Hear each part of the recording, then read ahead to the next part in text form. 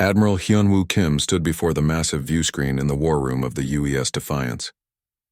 The stars looked cold and distant, but he knew better. Out there, somewhere in the darkness, enemy ships were hunting down the last of humanity's colonies. The Valthok Empire had been killing humans for 18 months now, and they showed no signs of stopping. "Sir," another signal coming in from New Busan Colony, Communications Officer Bora Park said, her voice tight with stress. She had been working double shifts for weeks, listening to distress calls that they could not answer.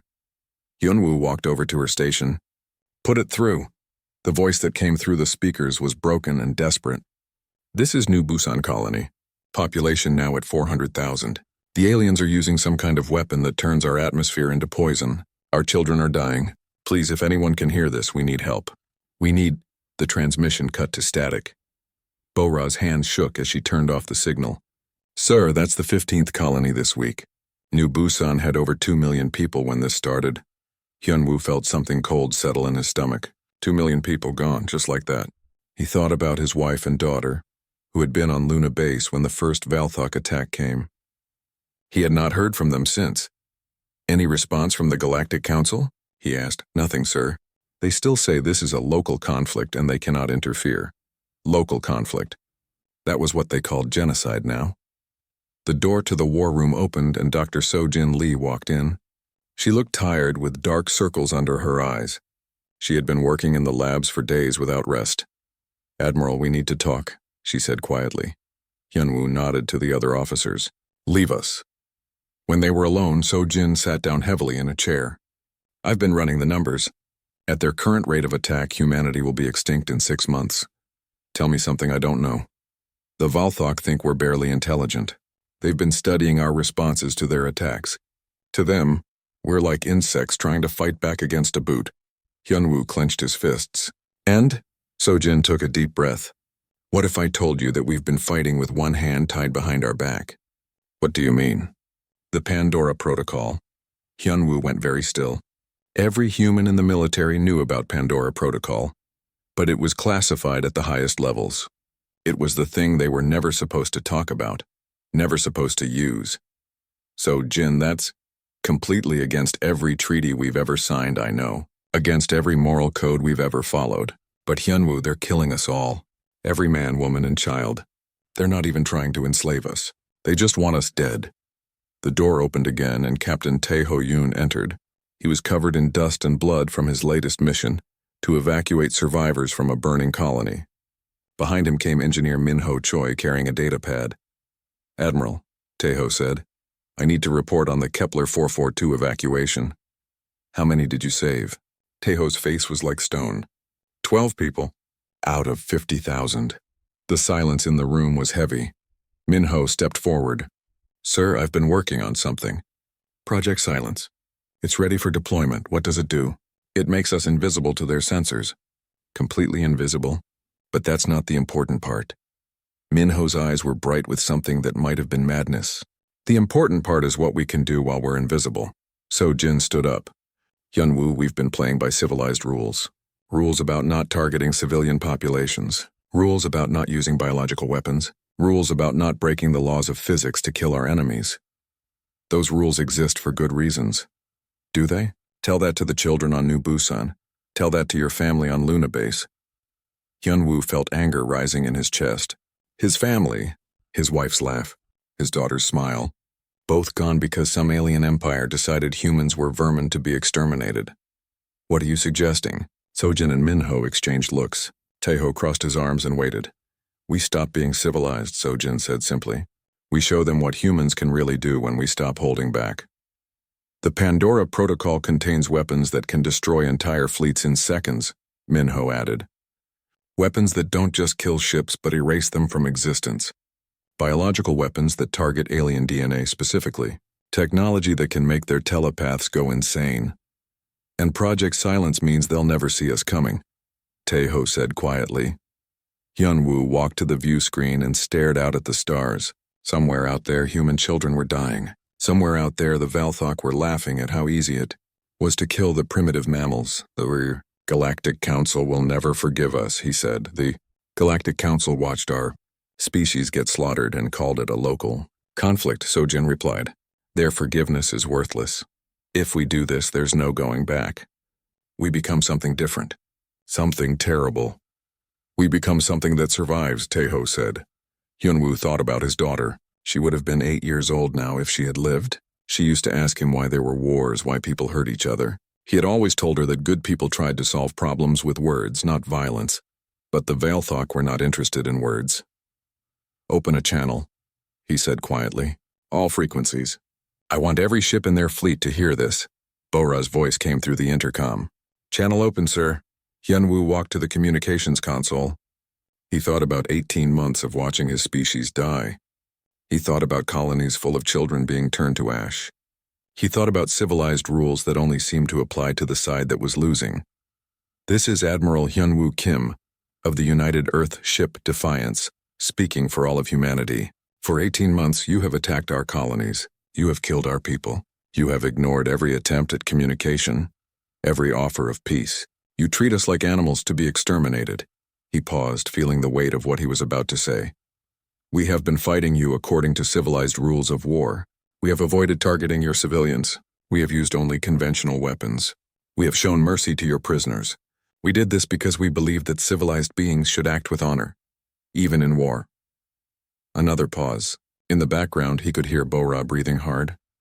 You have shown us that you do not understand civilization. You do not understand mercy. You only understand destruction. Very well.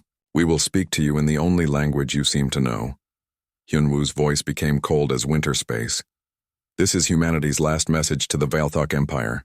You have 72 hours to withdraw all forces from human space and cease all attacks on human colonies. If you do not comply, we will stop fighting like civilized beings. We will show you what we have been holding back. We will demonstrate why our ancestors conquered an entire planet using only stone tools and determination. He leaned closer to the microphone. End your attacks, or civility ends here. You have been warned. The channel closed. In the silence that followed, Hyunwoo could hear his own heartbeat. So-jin, prepare the Pandora Protocol for full activation. Minho, ready Project Silence. Taeho, brief your teams on the new rules of engagement. He turned to face them all. In 72 hours, the Veilthok will learn why humanity rules Earth. 72 hours had passed. The Veilthok Empire had not responded to Admiral Hyunwoo Kim's warning. Instead, their largest battle fleet was now approaching New Seoul Colony, preparing to add another 2 million humans to their count of the dead. Commander Ji-eun Kang sat in the pilot seat of her fighter, but it was unlike any fighter that had ever existed before. Her ship had no visible engines, no weapons that could be seen from the outside. It looked almost like a normal human fighter except for one thing. It was completely invisible to every sensor in the galaxy. Ghost Squadron, this is Ghost Leader, Ji-eun said into her communicator. Project Silence is active. Enemy sensors show nothing. We do not exist. Around her, 24 other invisible fighters moved through space like hunting wolves. They had been waiting in the shadows near New Seoul for 6 hours, watching the Veilthok fleet approach. Back on the Defiance, Admiral Hyunwoo stood in the war room with Dr. So-jin Lee. The doctor looked sick, but her hands were steady as she worked at her control station. Pandora Protocol is fully active, she reported. All safety systems are disabled. All moral limiters are offline. We are now operating with full human capability. God help us, Hyunwoo whispered. God stopped helping us when the first colony burned, So-jin replied coldly. On the other side of the room, engineer Minho Choi was coordinating with dozens of human ships that had been hiding throughout the galaxy. Ships that no enemy could see, loaded with weapons that no civilized species would ever build. Sir, Communications Officer Bora Park called out.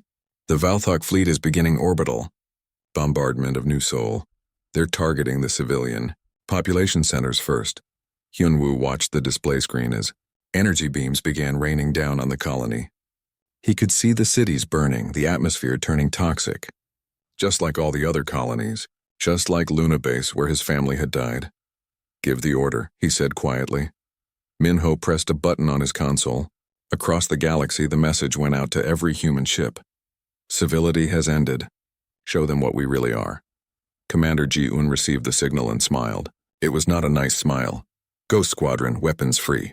Remember, we are no longer bound by the old rules. Make them understand their mistake. The fighters descended on the Vilethok fleet like invisible death. The aliens never saw them coming. One moment their shields were up and their weapons were firing at the colony below. The next moment their ship simply stopped existing. Ji-un fired her first quantum disruptor. The weapon did not destroy the enemy ship. It erased it from reality. 1 second there was a massive Vilethok cruiser. The next second there was empty space where it had been. No explosion, no debris, no trace that it had ever existed at all. "What kind of weapon is this?" one of her pilots asked over the radio. "The kind we were not allowed to use before," Ji-un answered, firing again. Across the galaxy, other human forces were revealing their true capabilities. Captain Tae-ho-yoon led a ground assault on a Vilethok military base.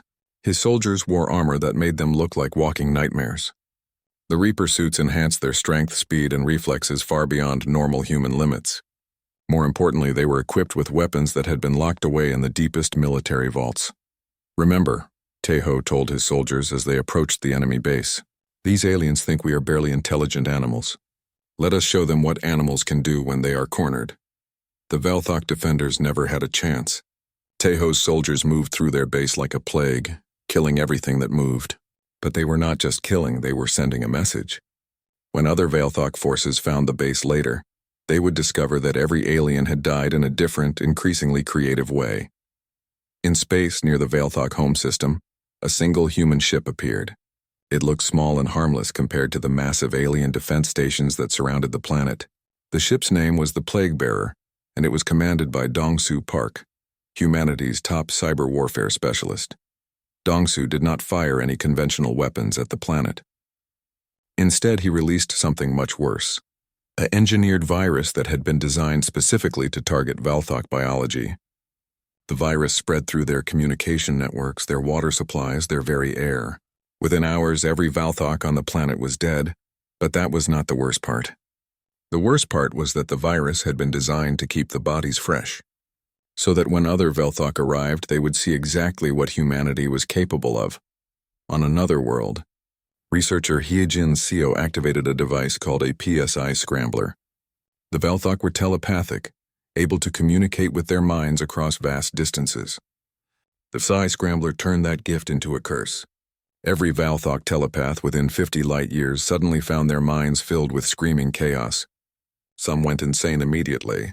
Others took days to die, clawing at their own heads as their brains burned out.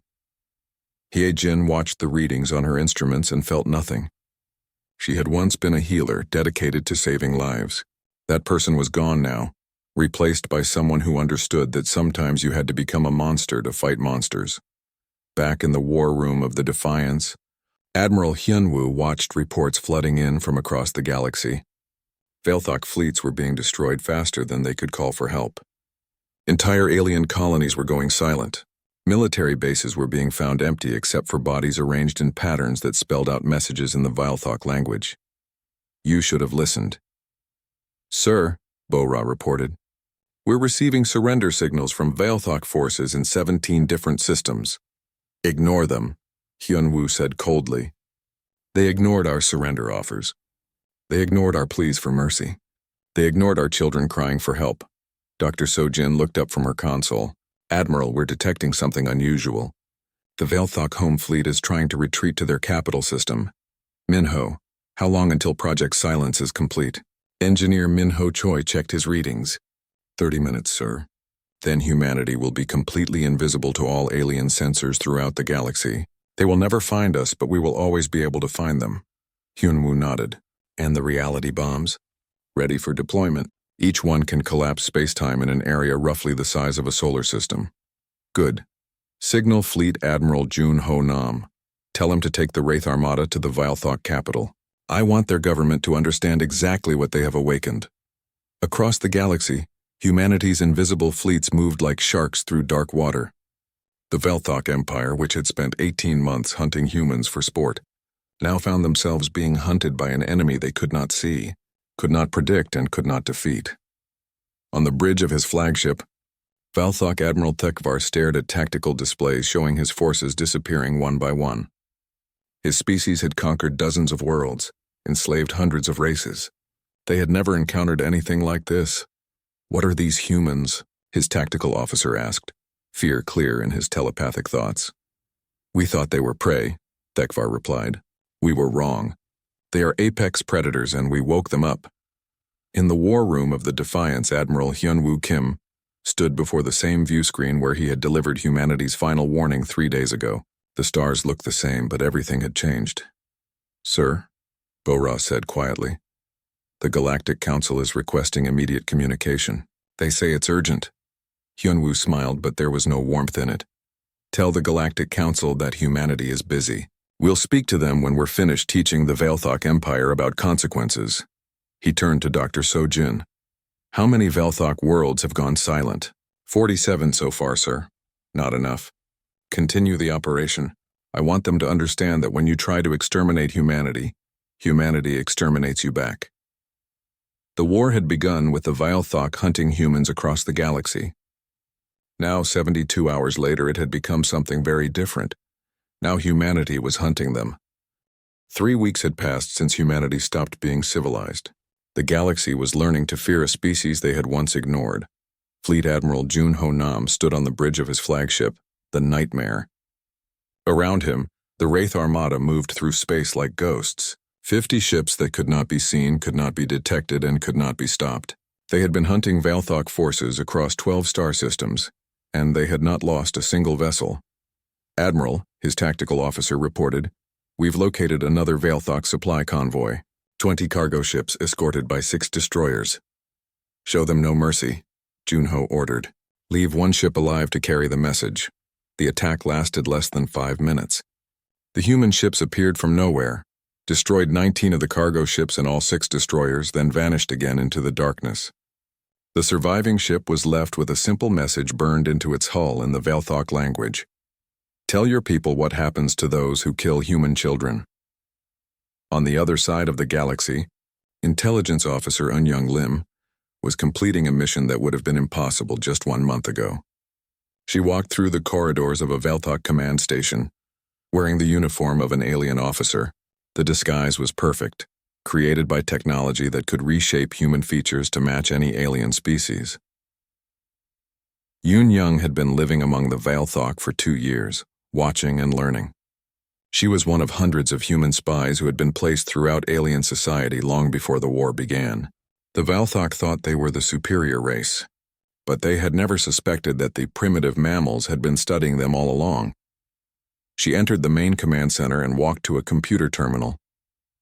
The Velthok officers around her paid no attention. They saw only another alien doing routine work. They did not know that she was uploading a virus into their entire communication network. "This is Shadow 7, she whispered into a hidden communicator. "Package delivered. All Velthok communications in this sector will be compromised in 60 seconds. "Understood, Shadow 7, came the reply. "Extraction in 10 minutes. But Yoon-Young was not planning to leave. She had another job to do. She walked to the station's environmental controls and began typing. In 30 minutes, the air on this command station would become toxic to Velthok biology. Every alien on board would die slowly and painfully. Before they died, they would have time to send out distress calls, telling other Velthok exactly what was happening to them. Fear was a weapon, and humanity was using it well. Back on Earth, Admiral Hyunwoo Kim received daily reports of the hunt. Velthok colonies were surrendering without a fight. Entire fleets were abandoning their posts and fleeing to the edge of the galaxy. The alien empire that had seemed so powerful 3 weeks ago was falling apart. "Sir," Communications Officer Bo-Ra Park said, "we're receiving a message from the Galactic Council. They're demanding an immediate ceasefire." "Put them through," Hyunwoo said. The holographic image of Counselor Vexthul appeared in the war room. The alien diplomat looked frightened, though he was trying to hide it. "Admiral Kim, the Galactic Council orders you to stop these attacks immediately. Your species is violating every law of civilized warfare." Hyunwoo stared at the alien for a long moment. "Counselor, where was the Galactic Council when the Velthok were burning our colonies? Where were these laws when they were killing our children?" "That was different. That was a conflict between 2 species. "That was genocide," Hyunwoo interrupted. "And you did nothing. You called it a local conflict and looked the other way. Now you want to lecture us about civilized behavior? If you continue these attacks, the Council will be forced to take action against humanity." Hyunwoo smiled coldly. Counselor, you might want to check with your intelligence services. Ask them how many council member species have human agents operating in their governments. Ask them how long we've been watching you, learning your weaknesses, preparing for the day when your indifference would force us to act. The alien's face went pale. You're threatening the entire galaxy. No, Counselor. We're teaching the galaxy a lesson.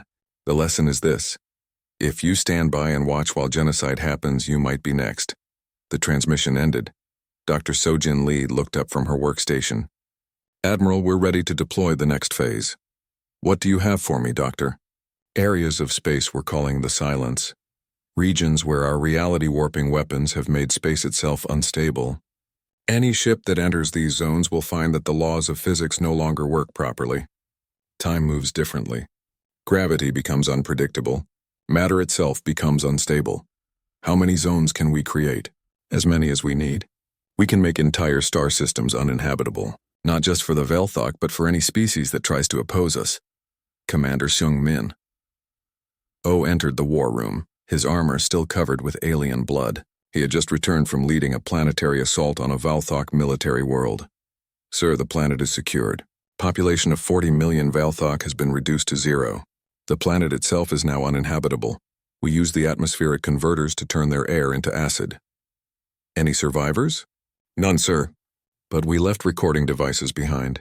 When other aliens find the planet, they'll be able to watch exactly how each Velthok died. The recordings will make it clear that this is what happens to species that tried to exterminate humanity.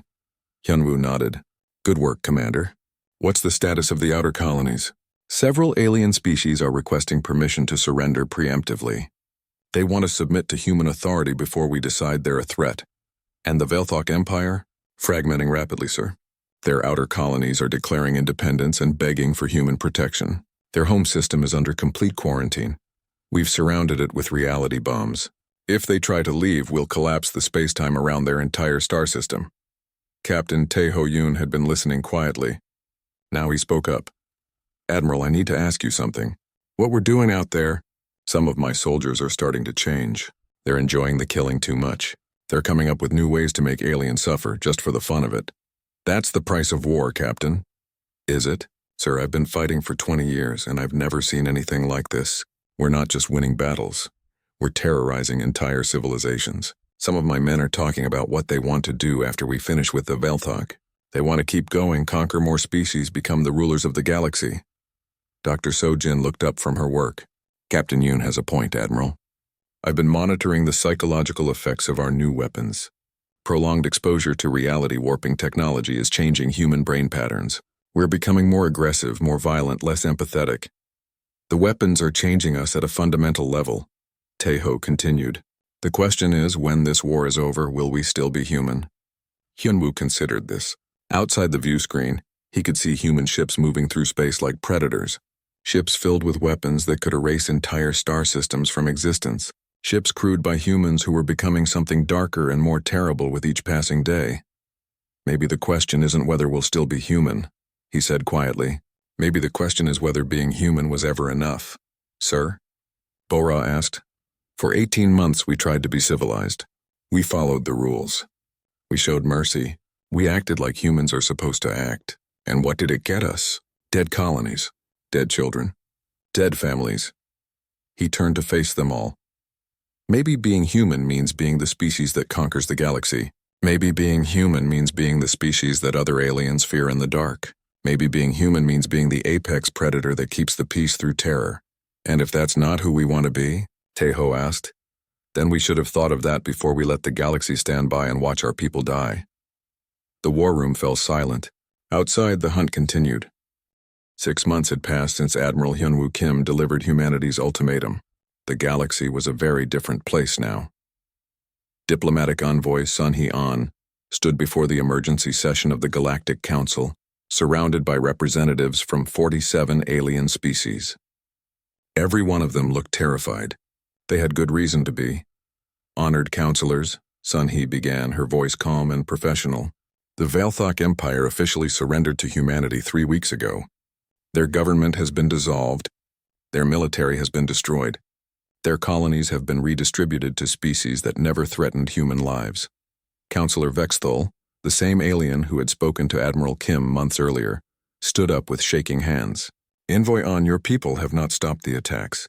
Even after the surrender, human forces continue to hunt down Velthok civilians." "That is correct," Sun-Hee replied without emotion. The surrender was not accepted. A wave of shocked whispers ran through the council chamber. But you won," stammered another counselor. "Why continue?" Sun-Hee looked around the room, meeting the eyes of each alien representative. "Because winning was never the goal, counselor. The goal is to ensure that this never happens again. The goal is to teach the galaxy what happens when you try to exterminate humanity." She activated a holographic display that showed a map of the galaxy. Red zones covered nearly a quarter of all known space. These red areas represent regions where human forces are currently operating. Any alien ship that enters these zones without permission will be destroyed. Any planet in these zones that does not submit to human authority will be sterilized. "This is madness," Counselor Vexthal said. "You're talking about controlling a quarter of the galaxy." "We're talking about survival," Sun-Hee corrected. "For 6 months we tried to negotiate. We offered ceasefires. We offered peace treaties. We offered to limit our operations to Velthok space only. Every offer was rejected. Every attempt at diplomacy was ignored." She paused, letting her words sink in. "So humanity has decided to stop asking for permission. These are our terms. All species within 100 light-years of human space will disarm completely. All military vessels will be scrapped. All weapons of mass destruction will be surrendered to human authorities." The chamber erupted in angry voices, but Sun-Hee continued speaking over them. "Any species that refuses these terms will be considered a threat to human survival. Threats to human survival are eliminated. Completely." On the other side of the galaxy, Commander Wu Jinbei stood in a laboratory deep beneath the surface of a dead world. Around him, scientists worked on humanity's ultimate weapon, the Omega Contingency. "Status report," Wu Jin ordered. Dr. Mi Kyung-jang looked up from her workstation. She had been studying the psychological effects of the war on human soldiers, and what she had found disturbed her. "Commander, the weapon is ready for deployment. A single Omega device can sterilize every planet in a star system within hours. And the side effects? Complete collapse of spacetime in the target area. Any ship, planet, or structure in the system will simply cease to exist. Not destroyed, erased from reality entirely." Wu Jin nodded. "How many devices do we have?" 200, sir. Enough to erase 200 star systems." "Good. What about this psychological analysis of our forces?" Dr. Mi Kyung's expression darkened. "Commander, we have a serious problem. Extended use of reality warping weapons is changing human brain chemistry. Our soldiers are developing severe psychological disorders. They're becoming addicted to violence, unable to feel empathy for non-humans." "Is that necessarily a bad thing?" Wu Jin asked. "Sir, some of them are starting to see other humans as inferior too. We're creating a generation of humans who view violence as the solution to every problem. They're talking about purifying the human race, eliminating anyone who doesn't support the war effort." Before Wu Jin could respond, an alarm sounded throughout the facility. "Commander," his communications officer called out, "we're receiving a priority message from Admiral Kim. Human colonies in the Proxima sector are in rebellion. They're refusing orders from Earth Command." Wu Jin felt his stomach drop. "What kind of rebellion?" "They're saying the war has gone too far. They want to negotiate peace with the remaining alien governments. Some of them are offering to shelter Velthok refugees." "Traitors," Wu Jin said quietly. "Sir, these are human colonies, our own people. Not anymore. Send word to Admiral Kim. Tell him the Omega Contingency is ready for deployment. If our own colonies want to side with the aliens, we'll treat them like aliens." Meanwhile, on the remote world of New Haven, Resistance leader Sang-Woo Ryu met with representatives from several human colonies and alien species. The meeting was taking place in secret, hidden from Earth's surveillance networks. "Friends," Sang-Woo addressed the mixed group of humans and aliens, "we all know why we're here. Earth's government has become something monstrous. They're not fighting for survival anymore. They're fighting for domination." A human colonist from New Geneva spoke up. "Commander Ryu, my family died in the first Velthok attacks. I understand the anger. But what we're doing now, this isn't justice. This is revenge. It's genocide." added an alien diplomat whose species had surrendered to humanity months earlier. Your people are systematically exterminating entire races, not just the Veilthok, but any species that might pose a future threat. Sang-Woo nodded grimly. I've seen the classified reports. Earth Command has a list of 40 species marked for preemptive elimination. Races that have never attacked humanity, never even made contact with us. But Earth's leadership has decided they might be dangerous someday. What can we do? Asked another colonist. We fight back. We show the galaxy that not all humans support this madness. We protect the aliens who are trying to surrender. We stop the Omega weapons before they can be used. Commander, one of his officers interrupted. We're receiving an emergency broadcast from Earth Command. Admiral Kim is addressing all human forces. They activated the communication device and Admiral Hyun-Woo Kim's face appeared on the screen.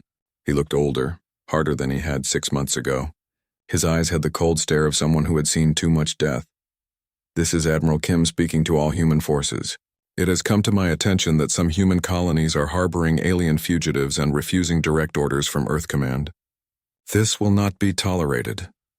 The Admiral's expression became even colder. Any human who aids the enemy will be treated as an enemy. Any colony that refuses to comply with extermination orders will be exterminated along with the aliens they're protecting. Humanity must speak with one voice or we will not survive as a species. As of this moment, I am declaring martial law across all human space. The Galactic War Authority now has absolute power over every human world, every human ship, every human life. Anyone who opposes these measures is a traitor to their own species. The transmission ended. Sang-Woo looked around at the faces of his allies, human and alien alike. Well, there's our answer. Earth has declared war on its own people. What do we do now? Someone asked. Now we stop them. Before they destroy not just the galaxy but themselves as well. Back on Earth, Admiral Hyun-Woo stood in the same war room where he had delivered humanity's ultimatum 6 months earlier. But now the room felt different, colder. The officers around him moved with mechanical precision, their eyes as cold as his own. Sir, Communications Officer Bora reported, 43 alien species have submitted to our terms. Complete disarmament and surrender to human authority. And the others? Resistance movements on 18 human colonies. They're calling themselves the Free Human Alliance and claiming we've become the monsters we once fought. Hyun-Woo stared out at the stars through the view screen. Somewhere out there, humans were fighting other humans. Somewhere out there, the species he had sworn to protect was tearing itself apart. Maybe we have become monsters, he said quietly. Sir? Bora asked. Nothing, officer. Signal Commander Bay. Tell him to prepare the Omega devices. If our own people want to side with aliens against us, we'll show them what aliens get. All of them, sir? Even the human colonies. Admiral Hyun-Woo Kim, who had once been a man trying to save his species, looked at his reflection in the darkened view screen. He barely recognized himself. All of them, he said. 1 year had passed since Admiral Hyun-Woo Kim delivered humanity's ultimatum to the Veilthok Empire. The galaxy was unrecognizable now. Haewon Cho, leader of the Humanity First movement, stood on the observation deck of the massive space station that orbited Earth. Below her, the planet gleamed with the lights of 100 billion people who now ruled over 1,000 worlds. Around the station, fleets of invisible warships patrolled space that belonged to humanity and humanity alone. Status report, she ordered her aide. Ma'am, 17 more alien species submitted to our authority this week. The Kethvar handed over their entire fleet without firing a single shot. The Zulmari actually asked permission to surrender. Haewon smiled. Fear is a powerful teacher. However, ma'am, we're still receiving reports of resistance activity. The Free Human Alliance has established bases in the Outer Rim territories. They're offering sanctuary to alien refugees. The smile disappeared from Haewon's face. How many humans have joined this alliance? Approximately 40 million across 37 colonies. 40 million traders, Haewon corrected. What is Admiral Kim's status? The Admiral has been unwell, ma'am. Dr. Huang reports that extended exposure to quantum field weaponry has affected his mental state. He spends most of his time staring at displays showing casualty reports from the early days of the war. Haewon nodded. The old Admiral had served his purpose, but weak leaders had to be replaced. And Commander Bay? The Omega weapons are ready for deployment, ma'am.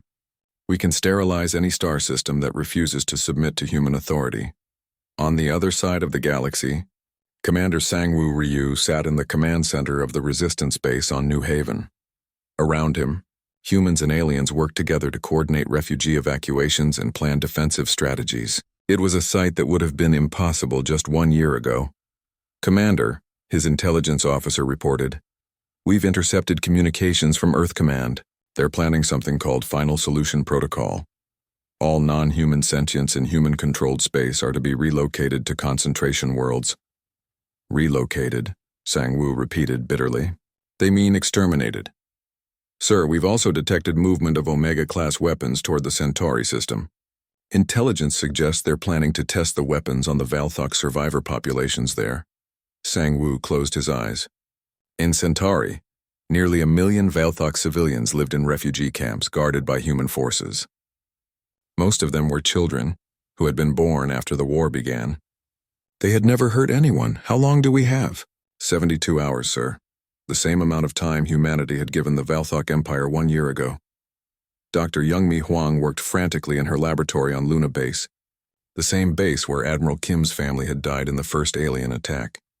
She had been studying the effects of quantum weaponry on human psychology, and what she had discovered terrified her. Computer, display psychological analysis of Subject 001. The screen showed brain scans of Admiral Hyunwoo Kim, taken over the past year. The changes were obvious and horrifying. The parts of his brain responsible for empathy had almost completely shut down. The regions that controlled aggression and paranoia were overactive. Worst of all, new neural pathways had formed that seemed to feed on violence and death. Computer, extrapolate these changes across the entire human military. The results made young Mi's blood run cold. Nearly 60% of human forces showed similar changes. They were becoming something new, something that looked human but thought like a predatory machine. "Dr. Huang," her assistant called out, "we're receiving a priority transmission from Commander Ryu." Sangwoo's face appeared on the screen. He looked exhausted, but his eyes still held the spark of humanity that young Mi remembered from before the war. "Doctor, I need to know if there's a way to reverse what's happening to our people. The quantum weapons, the reality bombs, the biological enhancers. Can we undo what they've done to human minds?" Young Mi hesitated. "Commander, the changes are fundamental. The weapons have rewritten human brain chemistry at the genetic level. We're not just talking about psychological damage, we're talking about evolution, forced evolution into something that might not be human anymore. Is there hope? Maybe. If we can stop the exposure to quantum fields, if we can get the affected humans away from the weapons that are changing them, there might be a way to slowly reverse some of the damage. But it would take years, maybe decades. Doctor, we don't have years. Earth Command is planning to use the Omega weapons on civilian populations. Once they cross that line, there won't be any going back," Youngmi finished. "They'll have become the very thing they once fought against." Back on Earth, Admiral Hyunwoo Kim sat alone in his quarters, staring at a photograph of his wife and daughter. He tried to remember their faces, tried to remember what their voices sounded like, but the memories felt distant, like something from another person's life. There was a knock at his door. "Come in." Haewon Cho entered, flanked by 2 guards wearing the black uniforms of the Human Purity Division. "Admiral, we need to discuss your future." "My future?" Hyunwoo looked up at her with eyes that seemed to see through everything. "I don't have a future, Haewon." "None of us do. What do you mean? Do you know what the silent zones are doing to spacetime? They're spreading. Every time we use a reality bomb, every time we deploy quantum disruptors, we tear another hole in the fabric of reality. We're breaking the universe piece by piece," Haewon frowned. "The weapons are tools. Tools to ensure human survival." "No," Hyunwoo said quietly. "They're a disease. And we're the plague carriers. Admiral, I think you need rest. You've been under enormous stress. I've been monitoring long-range sensors. The silent zones are starting to merge. In 5 years, maybe 10, they'll create a cascade effect that will make entire regions of space uninhabitable. Not just for aliens, for humans too." He stood up slowly like an old man, though he was barely 50. "We set out to save humanity by becoming monsters. Instead, we're going to destroy the galaxy and ourselves along with it. The weapons have made you weak, Admiral, made you doubt our righteous cause." Haewon signaled to her guards. "You're relieved of command." As the guards moved to arrest him, Hyunwoo smiled sadly. "Do you know what my daughter used to ask me? She used to ask why people hurt each other. I told her that good people try to solve problems with words, not violence. Your daughter is dead, Admiral. Killed by aliens. Yes. And in trying to avenge her, I've become something she would be ashamed of. In the Centauri system, the last million Valthok civilians waited in their refugee camps, unaware that human ships carrying Omega weapons were approaching. Most of them were children who had never seen their homeworld, born in the camps after their parents fled the war. Commander Sangwoo Ryu's small fleet of resistance ships moved through space toward Centauri, racing against time. They were outnumbered 1,000 to 1, but they were the only hope for preventing the final atrocity. All ships, Sangwoo broadcast to his fleet. Remember what we're fighting for. We're not just trying to save alien lives. We're trying to save human souls. The two fleets met in space. Above Centauri 3rd, Earth Command's massive. Warships faced the tiny resistance. Force, this is Admiral Haewon Cho of Earth. Command, came the transmission. You are in violation of martial law. Surrender immediately or be destroyed.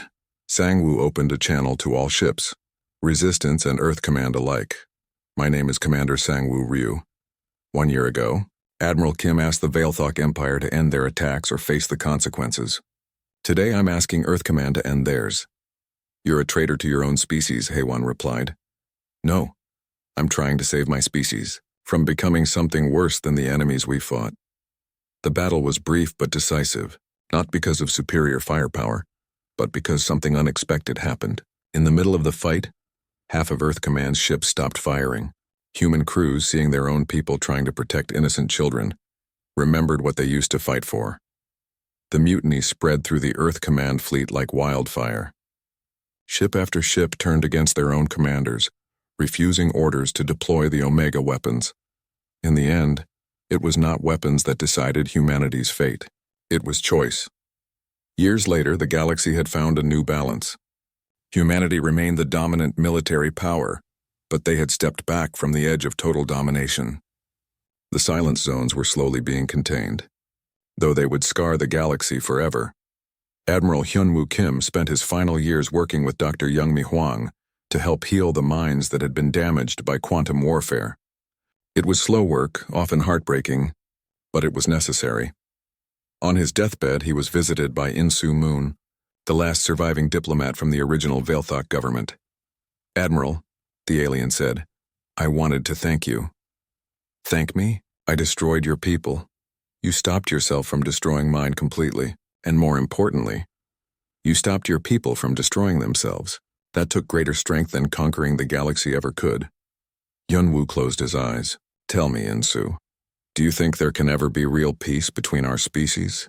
I think, the alien replied carefully, that peace is not the absence of the ability to make war. Peace is the choice not to make war when you could. The old admiral smiled. My daughter would have liked that answer.